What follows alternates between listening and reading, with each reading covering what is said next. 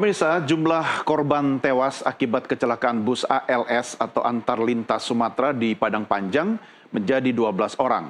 Total korban terdata dievakuasi ke rumah sakit sejumlah 35 orang. Bus ALS rute Medan menuju Pul Bekasi dengan nomor polisi B7512 FGA mengalami kecelakaan. Diduga akibat hilangnya fungsi pengereman pada bus yang melaju dari arah Bukit Tinggi menuju Kota Padang. Untuk investigasi tersebut, bus maut Medan Jakarta ini kami hadirkan narasumber di studio, yaitu Ketua Umum Ikatan Pengusaha Otobus Muda Indonesia atau IPOMI, Kurnia Lesani Adnan, dan juga Direktur Pelatihan Safety Defensive Consultant Indonesia SDCI, Sony Susmana. Nanti akan kita hubungi Dirlantas Polda Sumatera Barat AKBP HM Reza Khairul Akbar Sidik. Selamat bergabung Mas Sani, Pak Sani, dan Pak Sony. Siap. Doni, Sani, Sony. Ya, mirip ya. Sebelum kita mulai diskusi, saya ajak Anda berdua untuk mari sama-sama kita simak dulu tayangan grafis berikut ini. Ya, ini grafis terkait dengan kecelakaan bus ALS di Padang Panjang terjadi pada 6 Mei 2025. Tadi pagi pukul 8:15 waktu Indonesia Barat di Jalan Dr. Hamka Bukit Surungan, Padang Panjang, Sumatera Barat. Kendaraan bus ALS dengan plat nomor polisi B7512 FGA, masa laku IW 8 November 2025, masa laku SW 8 November 2025 dengan pengemudi M. Shehu Hasibuan.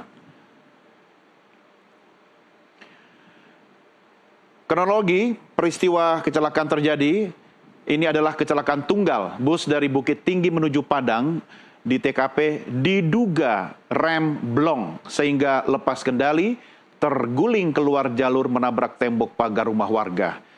Sedianya bus harus masuk ke terminal ya, dan di sebelah kanan jalan itu adalah terminal. Sampai berita ini kami tayangkan, total jumlah korban meninggal adalah 12 orang dan korban luka-luka 23 orang.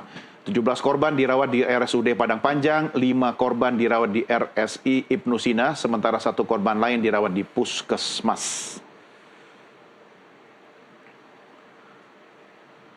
Baik, Pak Sani, apa yang bisa Anda sampaikan terkait dengan kecelakaan ALS ini?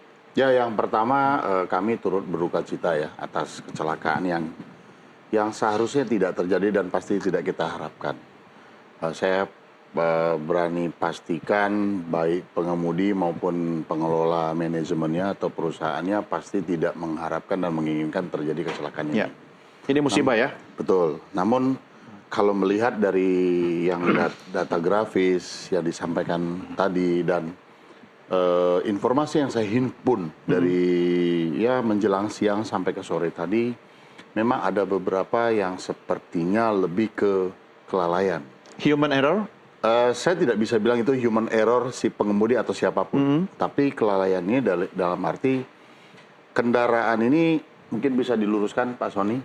Kendaraan ini kan Mercedes-Benz OH 1526 kalau tidak salah menggunakan sistem full air brake. Oke. Full air brake itu dia pengeremannya full air, Mas. Pakai kompresor itu ya? Ya, dengan angin. Angin Jadi ya? kalau anginnya habis malah ngunci. Oh. Kalau pakai minyak, dia minyaknya bisa panas, bubbling, sehingga terjadi hampa, itu yang menjadi rem itu blong. Nah, kasus ini kalau menurut saya cermati, jadi kalau melihat topografi wilayah, mulai keluar Bukit Tinggi, Padang Luar, sampai ke Padang Panjang itu kan jalannya menurun panjang. Pakai rem terus? Nah, ini yang kita tidak tahu. Jadi kemungkinan si pengemudi apakah speednya ketinggian, dia mungkin bantu rem, remnya panas. Karena ada beberapa informasi di lapangan, kendaraan ini sudah berhenti dulu di daerah sebelum Kota Padang Panjang. Berhenti, tidak tahu dengan alasan apa. Ya karena ya biasa kan bus mungkin berhenti, itu kan banyak tukang jualan bika bakar itu. Nah udah berhenti terus jalan lagi. Nah, mungkin kalau analisa saya pribadi, ini asumsi saya pribadi, mungkin di situ sudah mulai merasakan sesuatu. Pertimbangan terminal Padang Panjang sudah dekat, mungkin dengan maksud biar masuk terminal, mungkin di terminal baru memastikan. Kalau terminal sudah dekat, kenapa berhenti? Yes. Biasanya ya logika sederhana kan pengemudi itu pengen selalu cepat sampai. Betul. Paling tidak ke terminal terdekat begitu kan. Kenapa dia berhenti di situ? Apakah ada gejala Itu yang saya masalah bilang. pada Mungkin bus? dia sudah merasakan sesuatu, mungkin. Oke. Nah, mungkin karena itu di pinggir jalan, jauh dari ya minta bantu secara teknis atau apa, mungkin dia mau sampaikan ke terminal, nanti di terminal barulah macam karena penumpang juga ada fasumnya kan cukup. Betul, dan sayangnya tidak sampai di terminal. Dan kalau dari video yang tadi Anda saksikan pemirsa, itu kencang sekali ya jalannya ya. Pak Sony, analisa Anda soal ini bagaimana? Ini soal keselamatan. Iya. Jadi kalau kita mengacu kepada karakter kecelakaan, ini berulang-ulang. Jadi ini salah satu kecelakaan yang sebenarnya bisa dikontrol. Yang bisa Yang seharusnya bisa dikontrol, iya. dicegah ya oleh... Karena klise kan. Oke. Nah, kita pasti menunjuk kambing hitam terhadap pengemudi lagi kan. Kenapa Yang Anda tadi menggunakan istilah kambing hitam? Memang selalu yang harus disalahkan itu pengemudi. Jujur aja sebetulnya yang paling bertanggung jawab adalah pengemudi. Tetapi balik lagi bahwa ada kendaraan yang berbeda merek, ya kemudian kita nggak tahu kondisi apa, technical error bisa sudah terjadi, dikalibrasi atau belum, kita nggak tahu. Kemudian tadi ya ada beberapa merek yang mungkin tidak cocok dengan kondisi di Indonesia, di Sumatera, Jawa, Kalimantan dan sebagainya. Kalau bus ini menurut Anda cocok nggak dengan suasana atau kondisi jalan yang naik turun seperti itu? Yang paling bisa ngomong adalah pengemudinya. Itu artinya bahwa si pengemudi harus melakukan orientasi sebelum dia berkendara. Iya. Tapi ini kan mobil Jakarta. Ini bus Jakarta, ini platnya B loh. Nggak ada masalah, dia mau dimanapun, dia paling tahu bahwa kondisi kendaraannya ini ada kelebihan dan kekurangannya, dia yang menutupin. Si pengemudi? Si pengemudinya. Pengemudi atau PO-nya? Si pengemudinya. Perusahaan otobusnya? Si pengemudinya. Pengemudi yang kalau paling ternyata utama. memang tidak layak jalan, harusnya dia sampaikan kepada PO-nya. Apa pengemudi punya kekuatan untuk menyampaikan kepada perusahaan otobus, sementara dia mungkin dalam tanda petik ditarget untuk mengejar setoran dan sebagainya? Itulah kondisi di sini. Oke, sebentar, saya balik ke Pak Sani dulu. Ini kondisi satu, busnya plat B Jakarta, ya. Yang kedua untuk model Mercy ya, Mercedes ya, itu dengan kontur atau suasana di Indonesia, apakah memang cocok? Sumatera itu paling cocok Mercedes-Benz. Paling cocok Mercedes-Benz Karena kontur jalan yang menanjak, menurun dengan torsi yang cukup, kemampuan engine yang pas, dan sistem braking yang ideal. Lebih cocok Saya susah Mercedes. ngomong tepat ya Pak ya, ideal. Mobil Eropa lebih cocok. Lebih cocok. Sorry Pak, bus sama non bus beda ya kalau Eropa ya. Beda. Oke, kita bicara bus. Kalau non bus kendaraan kecil itu umumnya air hidrolik ya. Dengan minyak, dia menggunakan minyak, air servo. Nah, jadi kalau kita melihat, Mas, Sumatera itu majority itu bus Eropa. Kenapa? Satu, kontur jalan yang menanjak, climbing. Torsinya cukup, kemampuan engine-nya pas, dan sistem pengeremannya juga yang paling ideal. Yang saya sampaikan tadi, dengan sistem full air brake, ya, yang namanya rem blong.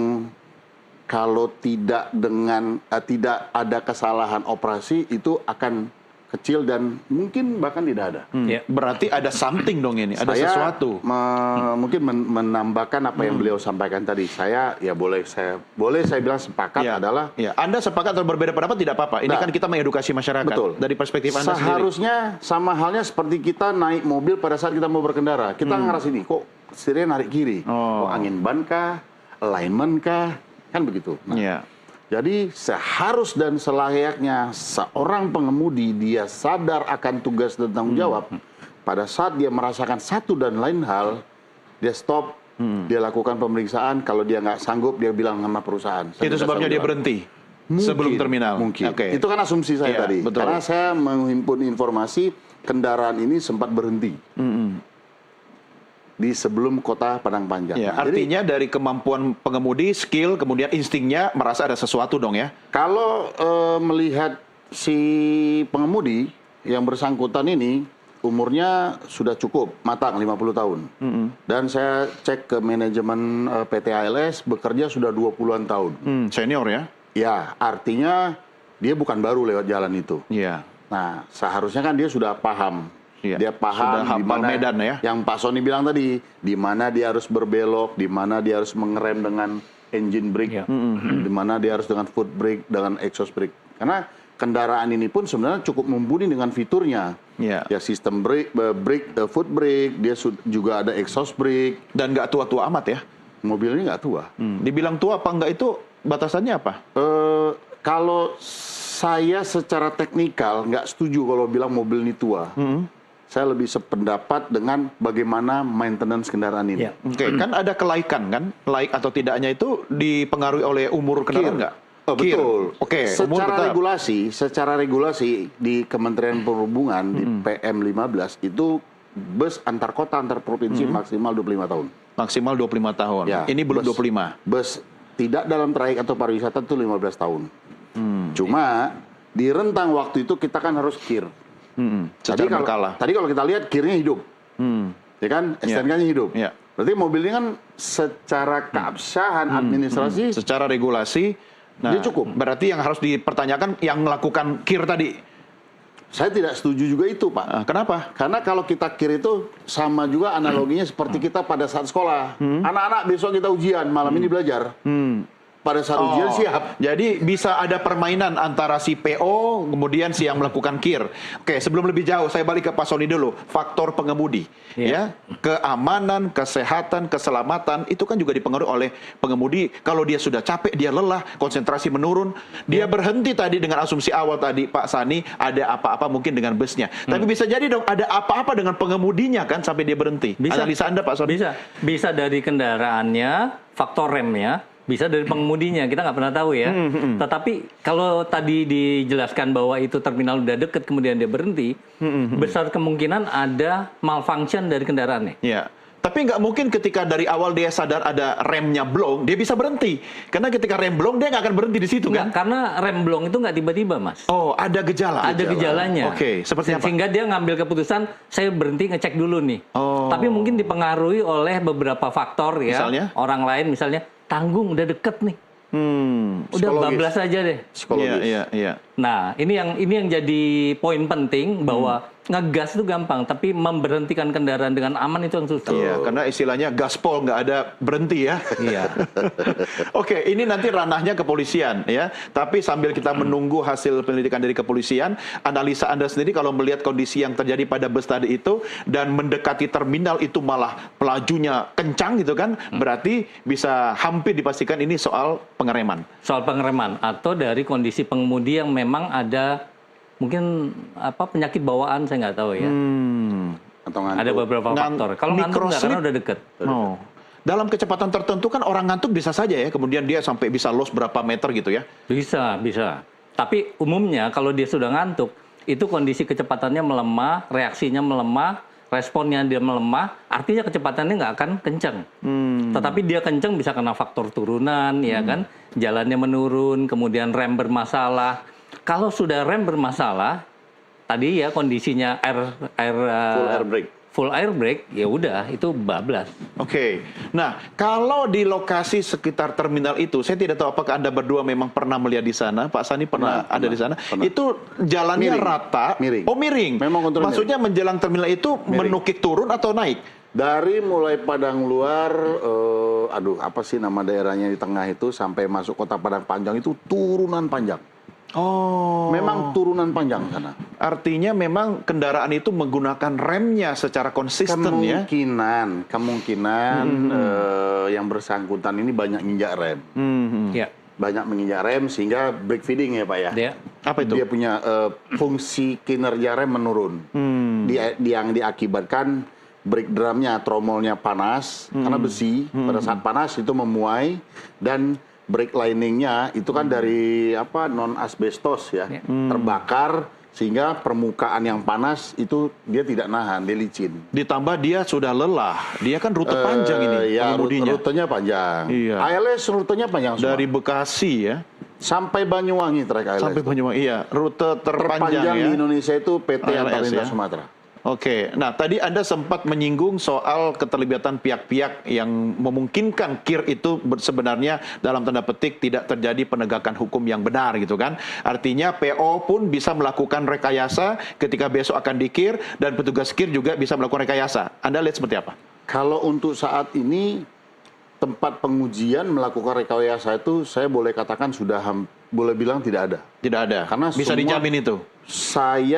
Yang saya lihat dan tahu mereka sudah benar-benar saklek. Kalau kan rekayasa tidak mungkin di depan mata, di Nah, belakang. ini yang kita tidak tahu apakah kendaraan ini hadir atau tidak. Dan balik lagi Mas, pada saat besok mau kir semua dipersiapkan. Iya, iya. Contoh misalnya ban, bannya sudah tipis, pinjam dulu ban yang tebal. Selesai kir dikembalikan lagi. Iya. Oh, oke. Nah, itu maksud saya. Kanibalisme. Nah, Tapi nanti setelah itu jadi balik lagi. kemungkinan ini. Nah, tapi kalau kita bicara fungsi rem kembali lagi, fungsi rem itu tidak mudah untuk diutak-atik. Karena dia melekat, kerjanya. ya? Kerjanya repot. Nah, jadi ini kalau kita melihat merujuk dari kasus terjadi ini yang mungkin yang kita dengarkan keterangan si pengemudi Mas ya. Ya. Dari pengemudi apa yang dia rasakan pada saat itu dan mungkin saksi yang ada di dalam bus yang mungkin bisa yang tahu lah pada saat itu mungkin yang bisa jadi kunci Mas. Ya, kalau Pak Sony, kalau bagi pengemudi sendiri apa modal utama kalau dia ingin menjalankan kenakan? Memang ada aturan ya dari pemerintah ya bahwa Ya. dia misalnya berapa jam maksimal, kemudian harus berganti atau bertukar, istirahat dan tidur. Tapi dengan rute panjang begitu menjaga konsentrasi itu juga agak sulit, Pak. Ya. Jadi artinya sih ini udah sebuah faktor yang kebiasaan ya dilakukan, apalagi dengan usia 50 ini udah cukup matang harusnya. Dia sudah Artinya melakukan maksudnya 50 itu 50 tahun kan usianya. Iya, maksud saya Artinya- menurut Anda itu lebih mudah lelah atau malah Enggak, lebih artinya dia dalam kondisi yang lagi bagus-bagusnya Oh, berkendara. oke. Nah, yang saya takutkan di sini adalah asesmen terhadap dirinya dia. Karena kita tahu SIM ini kan berlakunya 5 tahun. Sementara kondisi fisik dan mental pengemudi itu tiap tahun berubah. Oh. Nah, apakah dia harus di-assessment atau setiap pengemudi harus di-assessment? Kemungkinan besar menurut saya yang berkaitan dengan angkutan umum itu harusnya tidak 5 tahun. Harusnya Harusnya 1 atau 2 tahun setiap tahun ya. di-assessment. Tapi sekali lagi, Siapa yang mengeses? ya harusnya independen, tidak dari kepolisian. Bukan PO atau kepolisian Bukan. kan? Kalau independen siapa selama ini yang boleh melakukan assessment itu? Banyak kok lembaga safety driving yang kompeten. Oh. Ya artinya oke. dia memang bekerja berdasarkan hati ya. Tidak bisa di apa namanya? Apa jaminannya ajak tidak dan bisa segala main macam. mata? Ya, kalau memang ternyata ada apa-apa kan kita punya parameter nih. Kecelakaan ini berulang-ulang berarti ada yang salah. Saya mau menambahkan tadi ya klip bicara KIR ya. Ya. Negara tetangga kemarin baru ditemukan adanya penyewaan alat-alat untuk uji KIR Di mana itu? di negara tetangga. Tetangga kita banyak, Pak. Yang mana? Di Malaysia. Oh, di Malaysia. Ya. Apa yang disewakan? Itu udah biasa. Ya, kaca spion, lampu, ban, Oke. segala macam. Hanya untuk digunakan pada Safety saat belt. KIR ya? Begitu mau dikir mereka nyewa. Nah itu langsung ditemukan oleh pihak kepolisian, ditutup di masa lain. Nah yang kita pertanyakan di sini Indonesia. Kan tidak ada aturan, karena aturannya pada saat melakukan KIR harus dalam kondisi prima begitu kan? Betul. Tapi ada nggak tanda bahwa itu memang barangnya dia, tidak pinjaman? Wah, itu gimana caranya Pak San itu? Ya kembali Ya, lagi. menarik loh ini. Kembali lagi kan itu kan mentalitas si pemilik kendaraan. Jadi kalau memang dia aware dan sadar kalau mereka itu atau kami ini adalah pelayan masyarakat, Ya. di dalamnya itu ada komponen keselamatan yang harus dijunjung tinggi ya itu tidak dilakukan. Asosiasi atau ikatan bisa nggak masuk ke situ? Kami kalau kita bicara dari yang ada di kami tidak mentolerir itu dan kami selalu bahu membahu untuk bagaimana saling mengawasi. Ada yang kemudian diberi sanksi? Tapi kita tidak punya kewenangan untuk memberi sanksi. Paling mengingatkan gitu, Mengingatkan. menyampaikan. Namun ini perlu saya pertegas di posisi ini. Ini kembali ke pola dan sistem manajemen masing-masing perorangan. Jadi kalau kita lihat Indonesia kan luas, Mas. Di Indonesia ini luas, ada di mana-mana. Nah, pada saat dia ada di, ya katakanlah ini kan di Sumatera Utara, Ya. ya kan dia mungkin kirnya di mana. Tapi kalau lihat kirnya kan kalau nggak salah di Bekasi ya. Ya. Saya sih tidak melihat kemungkinan yang seperti itu ada di kita sekarang ini. Karena melihat lokasi KIR-nya. Ya, di kota-kota besar apalagi sekarang ini kirnya sudah dengan kendaraan itu difoto fisik awal pada saat 6 bulan kemudian Ya. terus berjalan secara apa namanya per 6 bulan itu kan tercatat terdokumentasi dengan baik. Ya, namun yang menarik tadi yang dibilang yang Mas bilang ada nggak jaminan kalau spion itu nggak pinjam memang merekam kendaraan itu? Mungkin ada nomornya atau kodenya gitu kan. Kalau nggak dipakai sama setiap bus yang mau dikirim gitu. Digilir aja gitu kan. Rasanya, kita pernah ada masalah kayak gitu untuk angkutan udara gitu kan. Ada satu pesawat yang memang dikanibal hanya untuk kemudian dipakai dipretelin spare partnya begitu kan. Dan itu lebih memungkinkan terjadi di alat angkut darat gitu loh Pak. Ya, artinya Mas, kalau memang itu terjadi, kendaraan ini berjalan kepemilikannya diambil oleh ALS dari sebelum Lebaran. Jadi pada saat angkutan Lebaran sampai kemarin sebelum kecelakaan kendaraan ini berjalan dengan baik. Waktu angkutan Lebaran kan ada uji juga kan, lagi kan? Ya. Harusnya nggak ada masalah dong ya. Tapi pemiliknya berganti, berubah? Nggak. Pemilik yang sama? Pemilik A dibeli oleh ALS. Oh, gitu loh. Okay. Ya ini mungkin sedang proses balik nama atau apa. Makanya platnya B ya? Masih B. Okay. Nah, jadi artinya secara laik jalan, technical, kendaraan ini harusnya laik. Sampai akhirnya terjadi kecelakaan tunggal ini. Oke, baik. Pak Sani, Pak Sony, kita rehat sejenak. Kita lanjutkan diskusi kita di segmen berikutnya. Pemirsa, kami segera kembali sesaat lagi.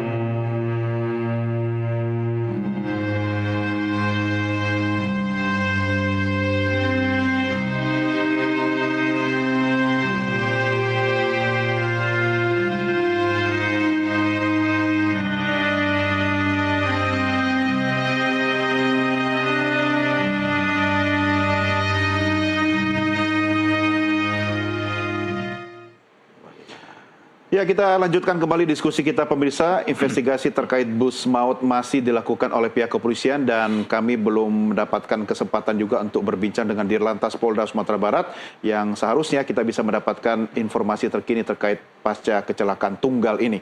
Kita masih mengatakan ini kecelakaan tunggal ya, dengan asumsi tadi apakah itu human error atau technical problem gitu.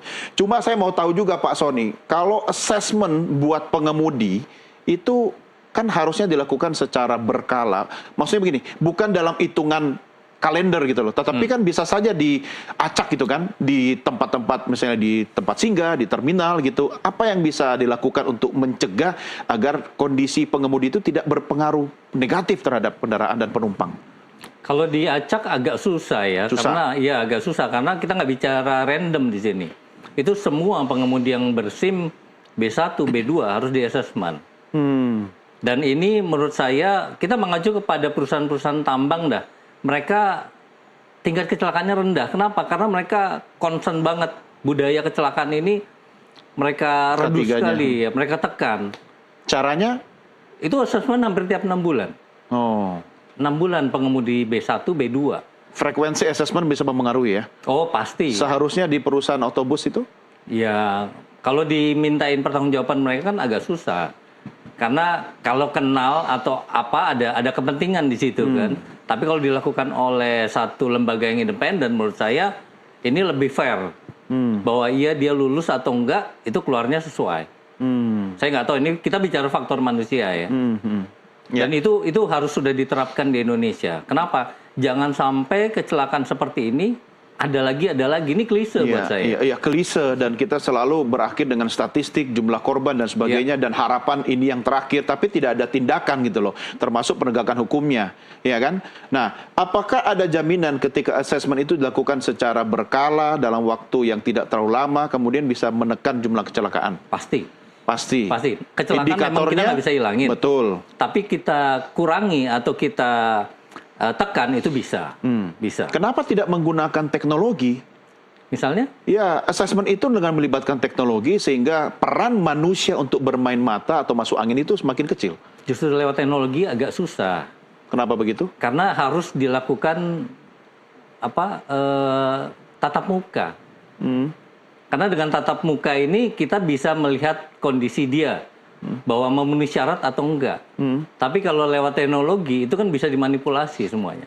Oke, itu menyangkut pengemudinya. Ya. Tapi kalau kondisi kendaraannya kan bisa ya, kayak misalnya kita ke bengkel gitu kan, tinggal dimasukkan ke alat komputer langsung terus kondisinya ketahuan gitu kan. Ya. Tapi manusia tidak bisa begitu. Menurut saya nggak bisa. Nah, yang ngeses juga manusia. Iya. Tapi tetap ada peluang manusia dan manusia bermain mata dong, Pak Benar. Sony. Itu kenapa? Kembali lagi nanti kan kita lihat statistiknya. Kalau ternyata asesmen ini dilakukan dan kecelakaannya masih tinggi, harus dievaluasi lagi nih, apakah benar yang melakukan asesmen. Tetapi pengalaman saya 25 tahun di tambang, ini yang harus dilakukan di kondisi jalan umum. Kenapa? Ada penumpang di sini, ada nyawa nih. Ini yang harus diperhatikan oleh pemerintah.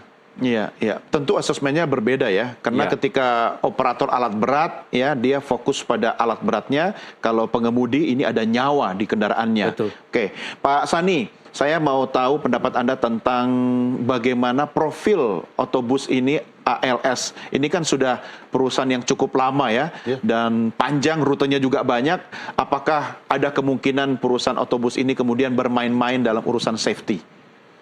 Kalau kita bicara PT Antar Lintas Sumatera, Mas, Antar Lintas Sumatera ini bukan merupakan sebuah perusahaan otobus saja, sudah menjadi sebuah sejarah transportasi Betul. di Sumatera ke Jawa. Iya. Berapa banyak insinyur-insinyur dan orang besar dari Sumatera Utara sekolah jadi orang di Gara-gara Jawa ini ALS. gara-gara ALS. Iya, iya. Begitu juga menikah dan segala macam. Nah, tapi kalau kita bicara, kalau ditanya bicara profil, yang saya tahu mereka cukup aware dengan kendaraannya. Namun memang inilah dari semua yang ada ini ada beberapa yang mungkin terlewat dan kurang pas. Beberapa ini maksudnya kondisi bus. Kondisi bus, situasi, Maksudnya momen. banyak bus yang jelek-jelek begitu. Mereka belakang ini terus meremajakan kendaraan, ALS. Iya, berapa termasuk banyak? yang kecelakaan ini bukan kan bus jelek ya, Ini bus yang mereka beli untuk mengganti kendaraan lama, tapi bus bekas bus juga. bekas. Artinya kalau bus ini memang kondisinya tidak begitu baik, dari Lebaran ke hari ini, sebelum sampai hari ini bus ini udah duduk. Jauh loh Medan, Iya, Medan Bekasi itu. iya, jauh banget. Bukannya deket. Nah, jadi ini yang harus dicermati. Namun menariknya itu adalah, tadi kan disebut, ini kalau saya lihat berdua bapak-bapak kiri kanan saya ini ada satu garis bawah yang Apa itu? yang harus kita sepakati, law enforcement. Oh iya, ya, jangan lupa saya bukan narasumber loh, saya cuma Kan bertanya. disebut tadi kan. Jadi mau Bener itu. mau diapakan, mau di-assess lah, apalah segala Iya. macam. Tadi Pak Sony bilang di tambang itu per 6 bulan. Di jalan raya saya sepakat Pak, kita bawa orang, bawa manusia. Ya kan? Kalau pengemudinya di-assess, ya kan? Mereka oke. Tapi pemilik dan manajemennya tidak ada di-assess dan tidak ada ukuran dan diawasi. Bullshit. Iya, itu yang jadi korban atau dikambing hitamkan selalu pengemudi. Padahal yang punya tanggung jawab kan harusnya Ini yang manajemen saya bilang. PO. Menanamkan kepada karyawan, dalam hal ini pengemudi ya, apabila saat kamu rasakan kendaraan kamu tidak like jalan, stop.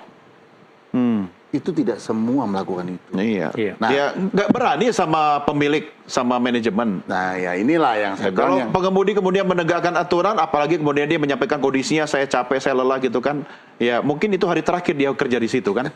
Itu yang Udah. terjadi Pak. Tapi udah nggak zaman kayak gitu. Udah nggak zaman kayak gitu. Nggak, jujur aja Nggak, mungkin udah nggak anggota zaman. Anda Bu. kayak Udah begitu. nggak zaman begitu. Oh ya? Sudah tidak zaman begitu. Menggali lubang kuburannya sendiri kok.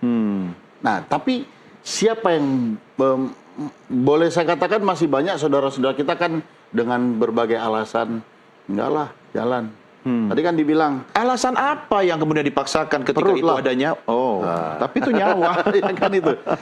Perjalanan ini, perjalanan panjang ini, tadi Pak Sony sudah jawab. Masa apa, mengemudi ya Pak ya? Iya. Tergantung si orangnya. Betul. Kami itu umumnya 5 jam perjalanan itu kita berhenti dan pengganti shift. Dan di bus itu kan ada tempat istirahat di belakang. Iya. Bus Gitu. bisa tetap jalan, pengemudi Ganti. bergantian ya, dia Yes, istirahat ya, betul. diganti pengemudi berikutnya. Secara apa namanya natural itu tuh sudah jalan. Ya, tapi kan kondisi jalan itu kan kayaknya semi-semi off-road juga kan, naik turun, menukik, kemudian tidak rata semua, bisa menambah kelelahan pengemudi dong. Itulah Indonesia. Oke, kalau itulah Indonesia harusnya jangan 5 jam, mungkin lebih pendek waktunya Nggak gitu. sampai-sampai barang itu. Oke, bisnis lagi dong. Ya, jadi intinya adalah awareness. Awareness dari semua pihak, dari manajemennya yang menanamkan kepada employee-nya, infrastrukturnya. Infrastrukturnya itu kan ke agen atau perwakilan yang di jalan, tim operasionalnya. Jadi memang menanamkan kepada mereka yang kalian bawa itu value-nya nyawa, Iya, iya. bukan uang. Pak Sony, ada nggak kemudian pengemudi itu untuk menjaga konsentrasinya dia mengonsumsi vitamin atau obat-obatan tertentu yang kemudian malah bisa memperlemah kesadarannya atau kemampuan mengemudinya? Ada. Saya temukan di lapangan mereka minum yang nggak umum ya. Apa itu? Bodrek campur Sprite. Bodrek campur Sprite? Iya. Bukannya mabok orang itu? Oh, justru malah nggak tidur. Hah? Oh ya? Iya. justru Nggak tidur, tapi kondisi kesadarannya Itu yang kita harus pahami bahwa batas berkendara maksimal itu 3 jam. Tadi Pak Sani bilang, oh nggak nyampe-nyampe barang itu. makanya Kalau dibilang nggak dipaksakan nyampe, pasti minum. nyampe. Tapi paling tidak telat sedikit kan. Nah, kondisinya dia dikejar-kejar oleh PO untuk Ya, ya. ya sampai Oke. tempat tujuan kan. Baik. Kita nggak usah jauh-jauh ngomong Sumatera deh, Mas. Jawa. Satu jam aja kita nongkrong di jalan tol deh. Lihat perilaku pengemudi bus. Semua udah ngalahin pengemudi F1. Iya. Saya jadi ingat zaman saya dulu kuliah itu di Jogja ke Surabaya ada bus sub berkencono. Sekarang udah ganti nama apa? Ganti nama. Jadi apa ya? Ya itulah. Saking dulu kencengnya, tapi ya banyak juga yang kenceng sampai pindah alam gitu loh. Ya. Tapi ya itu kan perilaku pengemudi dan juga manajemen PO-nya gitu kan. Tapi mudah-mudahan itu tidak terjadi lagi. Oke, saya harus akhiri diskusi kita. Tapi sebagai kata kunci ada berdua, Pak Sony dulu deh. Apa yang harus dilakukan sambil menunggu hasil investigasi kepolisian agar kasus ini klise lagi tidak terjadi dari aspek keamanan dan keselamatan pengemudi? Iya, saya lihat kalau namanya mitigasi ya cuma dibuat satu laporan, habis itu nggak tahu nguap ya, kecelakaan tetap ada. Ya, saya mau katakan bahwa 99% kecelakaan akibat dari faktor manusia, pengemudinya. 99%. Itu kenapa aturan berkendara harus ditepatin maksimal 3 jam dan asesmen 6 bulan sekali. 6 bulan sekali assessment ya? Nanti akan kita lihat apakah turun atau enggak.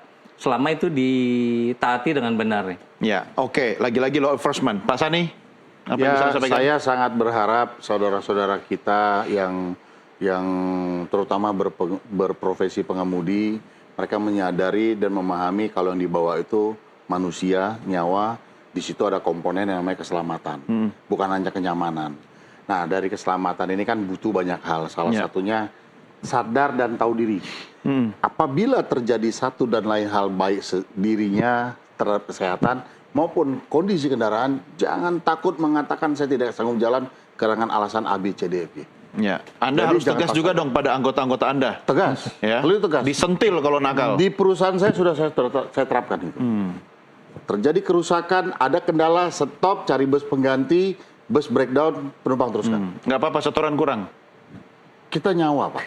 Nah, itu yang saya bilang tadi. Kalau saya bilang saya bisa orang enggak kan mungkin terlalu apalah ya. Tapi kita berharap pada Namun itu ikatan bisa. pengusaha autobus ya. Namun itu bisa. Namun itu bisa. Jadi apapun yang kita lakukan ini adalah menyampaikan orang dari titik A ke B dan itu butuh keamanan dan kenyamanan serta keselamatan. Ya, setuju. Pak Sani terima kasih, Pak Sony terima kasih. Sekali lagi kecelakaan dengan korban jiwa dan luka-luka bukan sekedar soal statistik atau angka-angka saja. Ini menyangkut nyawa manusia. Harus kita perbaiki, harus kita benahi. Demikianlah diskusi kita di kesempatan pertama ini. Jangan kemana-mana, kami segera kembali sesaat lagi. Tetap bersama kami.